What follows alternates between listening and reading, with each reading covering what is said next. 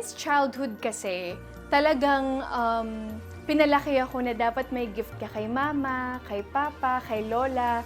Hindi kailangan na mahal yung material na bagay na yun. Kahit simpleng love letter na Merry Christmas Lola, Merry Christmas Papa. So since childhood, yun talaga yung naging practice namin na hanggang ngayon, every Christmas, every Eve, Christmas Eve, pag 12 midnight, nag-open kami ng gifts, nagbibigayan kami, may gift ako for all, sila din may gift din sila para sa akin.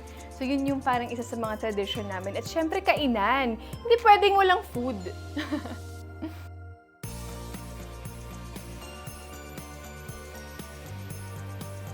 Oh, parang ang dami masyado. Wow! Sobrang blessed! Hashtag blessed. Well, ang pinaka-memorable siguro na natanggap ko this year ay pinakauna sa lahat yung good health, syempre. Kasi hindi ko marireceive lahat ng mga projects, lahat ng mga biniyaya sa akin ngayong taon kung hindi maganda yung kalusugan ko. So una sa lahat, yun yung pinaka-top one na na-receive ko this year na hindi ako masyadong nagkakasakit. Thank you, Lord. Buyag. And, syempre, yung mga projects, ang dami kong mga SOCMED postings.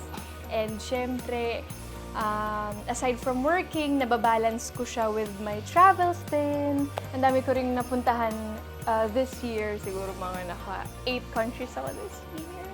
So, medyo maraming blessings. Pero pinaka-top one nun is good health talaga kasi nagagawa ko lahat yun dahil malusog ako.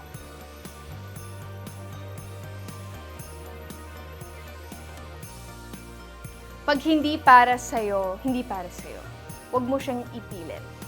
Siguro yun yung pinaka-lesson ko this year. Kasi may mga bagay na nagko-close yung opportunity na yun dahil hindi ka para doon. At huwag kang manghinayang kasi sa lahat naman na nagsasara may nagbubukas eh. So, ngayon, siguro pinaka-natutunan ko kung hindi man matuloy yung isang bagay, kung may mga naudlot man na mga bagay, hindi na ako masyadong nag-worry, hindi na ako masyadong nadi-disappoint kasi meaning, hindi pala yun para sa akin, para sa ibang tao yun. Kasi may mas nakalaan para sa akin. Have a wonderful and Merry Christmas, mga kapuso!